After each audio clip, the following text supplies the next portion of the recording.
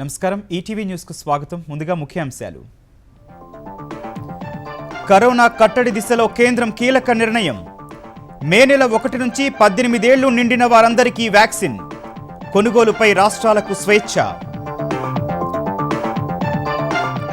Covid నియంత్రణకు టీకానే తిరుగులేని ఆయుధమన్న ప్రధాని. వ్యాక్సిన్లపై ప్రజలకు అవగాహన కల్పించాలని వైద్యులకు సూచన. దేశంలో ఆగని కోవిడ్ విలయ తాండవం. మరో 2,73,810 మందికి పాజిటివ్. ఢిల్లీలో 6 రోజులు పూర్తిస్థాయి లాక్డౌన్కు నిర్ణయం. మాజీ ప్రధాని మన్మోహన్కు కోవిడ్, ఎయిమ్స్లో చికిత్స. ముఖ్యమంత్రి కేసీఆర్కు పాజిటివ్, హోమ్ ఐసోలేషన్లో కొనసాగుతున్న వైద్యం.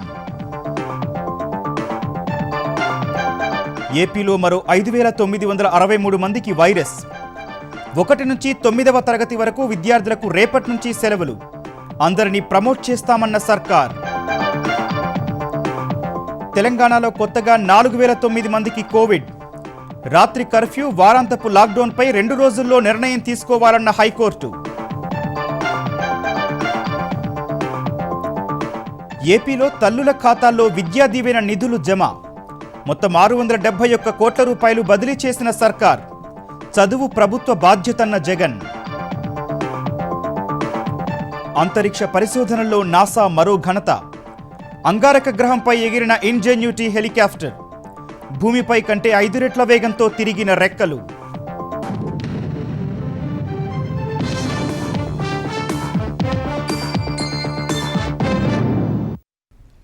దేశంపై మరోసారి కరోనా పంజా విసురుతున్న వేళ వ్యాక్సినేషన్ 3వ విడత ప్రణాళికలను కేంద్రం సరళతరం చేసింది. మే 1 నుంచి 18 ఏళ్లు పైబడిన వారందరికీ టీకా వేసేందుకు అనుమతి ఇచ్చింది. 45 ఏళ్లు పైబడిన వారికి మాత్రమే కోవిడ్ టీకా ఖర్చును కేంద్రం భరించనుంది. వ్యాక్సిన్ ఉత్పత్తి సంస్థలు 50% కేంద్రానికి, మిగిలిన 50% నేరుగా రాష్ట్రాలకు, బహిరంగ మార్కెట్కు విడుదల చేసుకోవచ్చని స్పష్టం చేసింది.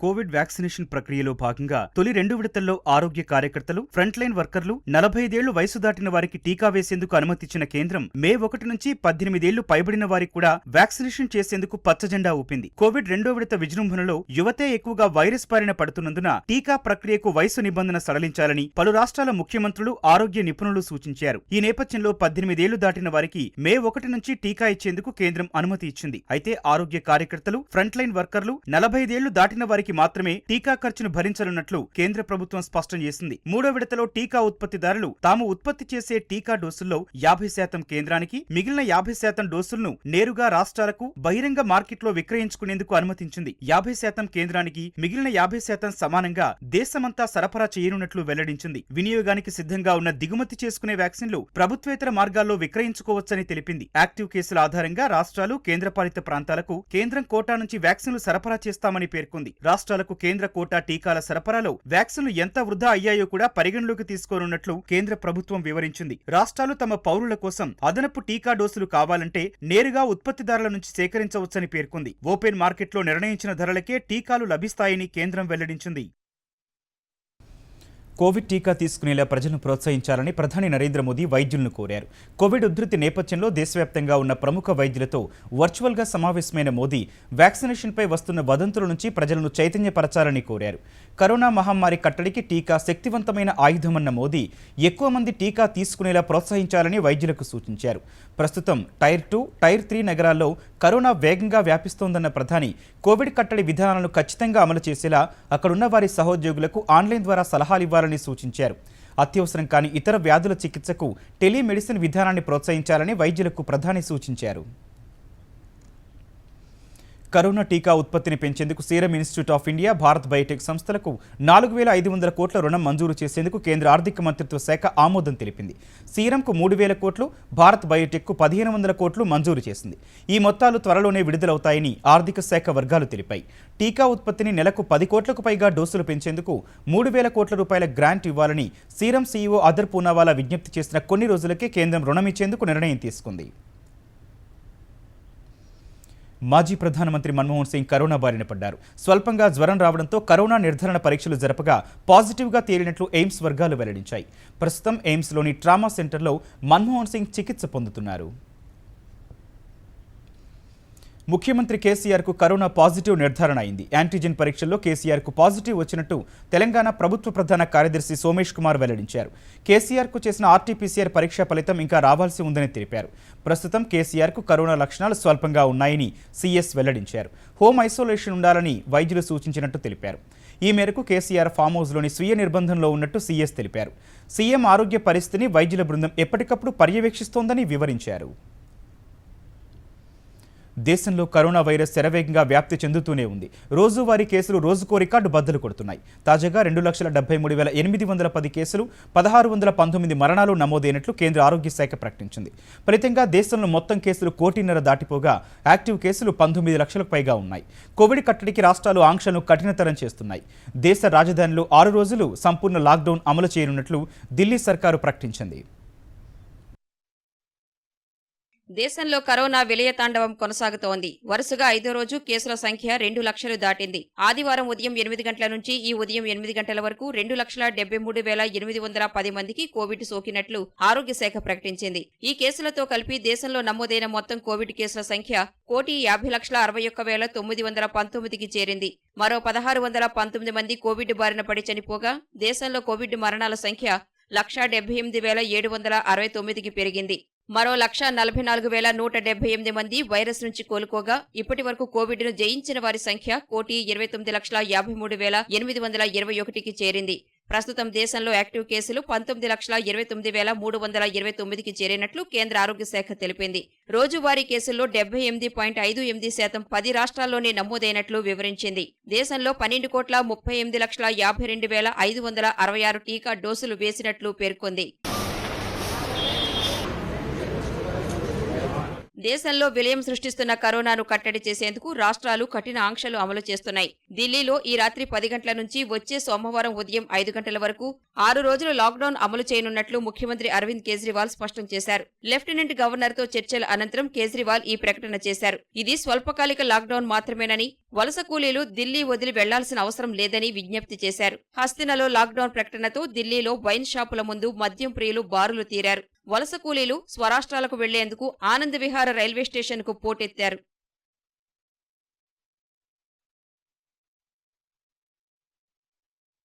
కరోనా కట్టడికి జనతా కర్ఫ్యూ పెద్దగా ఫలితాలు ఇవ్వడం లేదని భావిస్తున్న మహారాష్ట్ర ప్రభుత్వం కఠినమైన లాక్డౌన్ అమలు చేయాలని యోచిస్తోంది. ఈ మేరకు 1-2 రోజుల్లో ముఖ్యమంత్రి ఉద్ధవ్ ఠాక్రే నిర్ణయం తీసుకుంటారని మంత్రి విజయ్ వాడెట్టివార్ చెప్పారు. రేపటి నుంచి కేరళలో రాత్రి 9 నుంచి ఉదయం 5 వరకు రాత్రి కర్ఫ్యూ అమలు చేయనున్నారు. మణిపూర్లో రాత్రి కర్ఫ్యూ విధించారు. శ్రీరామనవమి రోజు అయిన బుధవారం మొహాలీలో పూర్తిస్థాయి లాక్డౌన్ అమలు చేయనున్నట్లు పంజాబ్ ప్రభుత్వం ప్రకటించింది. అయోధ్యలో శ్రీరామనవమిని భక్తులు లేకుండానే నిర్వహిస్తామని శ్రీరామ జన్మభూమి తీర్థక్షేత్ర ట్రస్ట్ తెలిపింది. బంగాల్లో రేపటి నుంచి జూన్ వరకు పాఠశాలలకు వేసవి సెలవులు ప్రకటించారు. ఢిల్లీలో ఆసుపత్రి పడకల కొరత తీర్చేందుకు డీఆర్డీఓ నిర్మించిన 250 పడకల ఐసీయూ ఆసుపత్రి అందుబాటులోకి వచ్చింది. గురువారంలోపు మరో 250 పడకలు సిద్ధం చేస్తామని తెలిపింది. ఉత్తరప్రదేశ్ ప్రభుత్వం విజ్ఞప్తి మేరకు లక్నోలోనూ డీఆర్డీఓ ఆసుపత్రి ఏర్పాటు చేసింది. రాష్ట్ర ప్రభుత్వాల నుంచి ప్రతిపాదన వస్తే ఆసుపత్రులు ఏర్పాటు చేసేందుకు సిద్ధమని డీఆర్డీఓ తెలిపింది.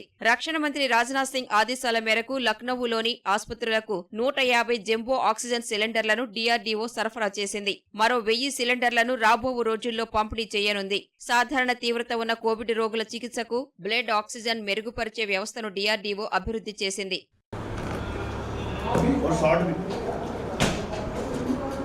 దేశంలో ఆక్సిజన్ కొరత తీర్చేందుకు వచ్చే 15 రోజుల్లో 30 కోట్లతో 3 రాష్ట్రాల్లో మెడికల్ ఆక్సిజన్ ప్లాంట్లు నెలకొల్పి ఆసుపత్రులకు ఉచితంగా సరఫరా చేస్తామని ఇఫ్కో తెలిపింది.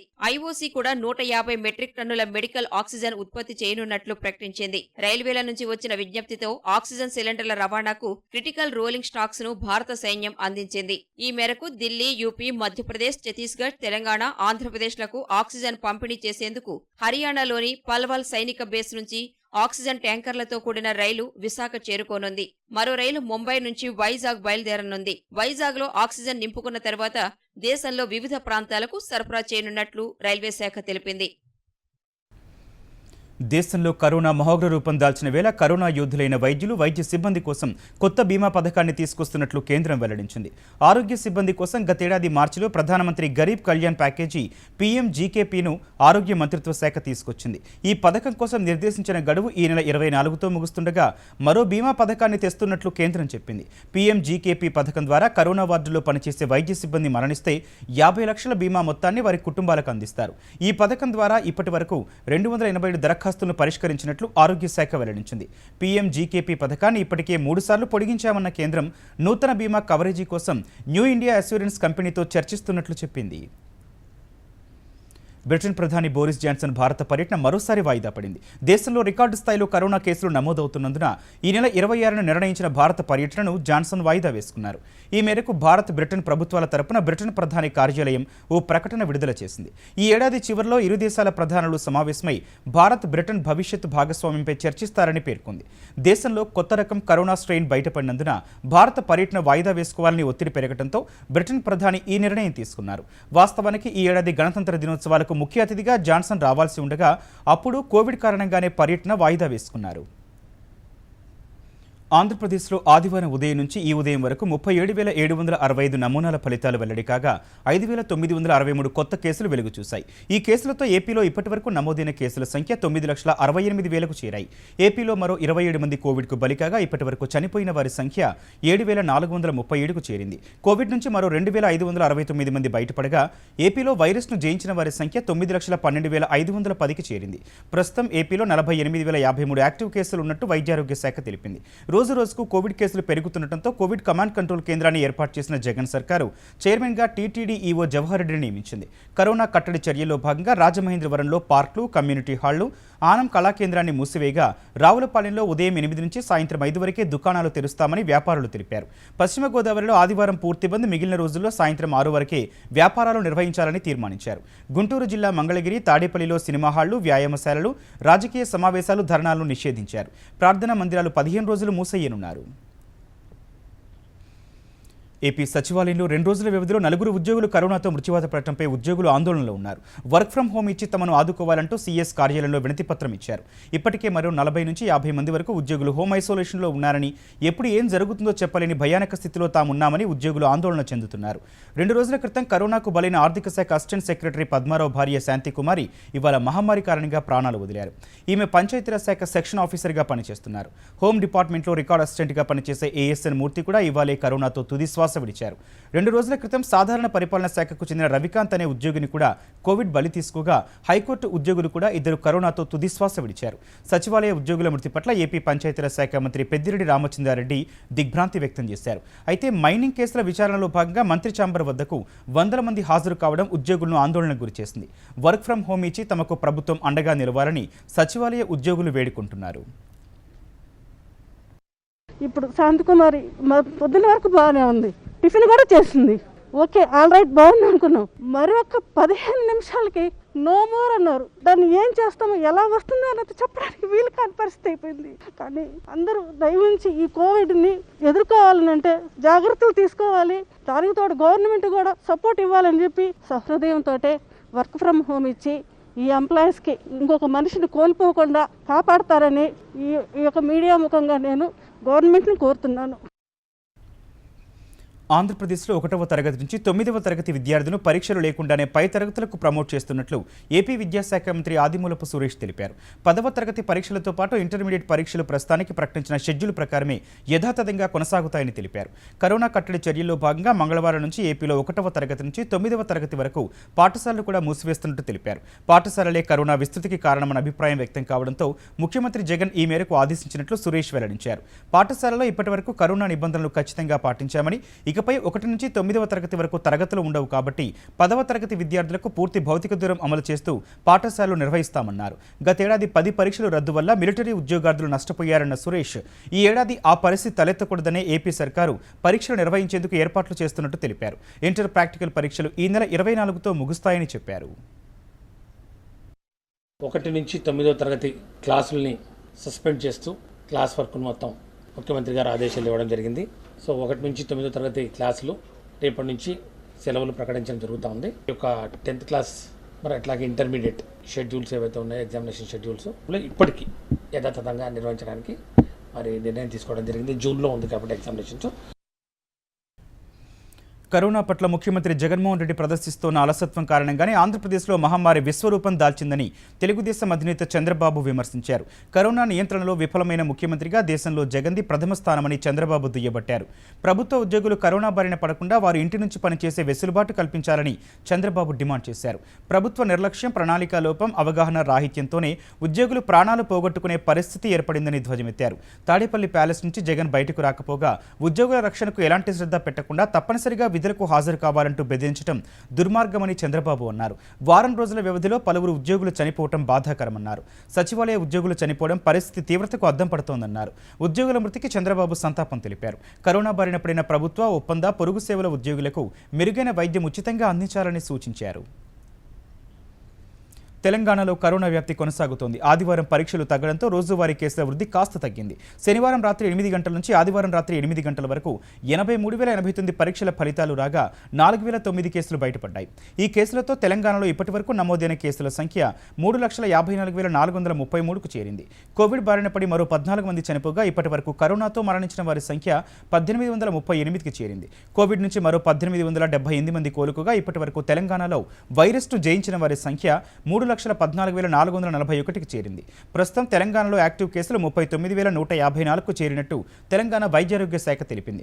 కామారెడ్డి జిల్లా బీర్కూర్లో మాజీ ఎంపీపీ మల్లెల మీనా భర్త హనుమంతు, అతని తల్లి గంగామణి కోవిడ్ బారిన పడి ఒక్కరోజు వ్యవధిలోనే చనిపోయారు. కరోనా తీవ్రతను దృష్టిలో పెట్టుకుని 50% మంది ఉద్యోగులు మాత్రమే విధులకు హాజరయ్యేందుకు అనుమతి ఇవ్వాలని తెలంగాణ సచివాలయ ఉద్యోగులు కోరారు. ఈ మేరకు సచివాలయం సంఘం ప్రతినిధులు ప్రభుత్వ ప్రధాన కార్యదర్శి సోమేష్ కుమార్కు విజ్ఞప్తి చేశారు. సచివాలయంలో ఇప్పటికే 61 మందికి కోవిడ్ సోకిందని, ఇరుగ్గా ఉన్న పరిస్థితుల్లో పాజిటివ్ కేసులు పెరిగే అవకాశం ఉన్నందున 50% మందితో పనిచేసే అవకాశం ఇవ్వాలని కోరారు. సచివాలయ డిస్పెన్సరీలో కోవిడ్ పరీక్షలకు ఏర్పాట్లు చేయాలని విజ్ఞప్తి చేశారు. కరోనా పాజిటివ్ వచ్చిన ఉద్యోగులకు 15 రోజుల ప్రత్యేక సెలవు ఇవ్వాలన్నారు. కోవిడ్ బారిన పడ్డ ఉద్యోగులకు వైద్య చికిత్స రీయింబర్స్మెంట్ సౌకర్యాన్ని 1,00,000 నుంచి 3 లక్షలకు పెంచాలని సచివాలయ ఉద్యోగుల సంఘం విజ్ఞప్తి చేసింది. తెలంగాణలో కరోనా కేసుల కట్టడికి రాత్రి కర్ఫ్యూ, వారాంతపు లాక్డౌన్పై 48 గంటల్లో నిర్ణయం తీసుకోవాలని హైకోర్టు ఆదేశించింది.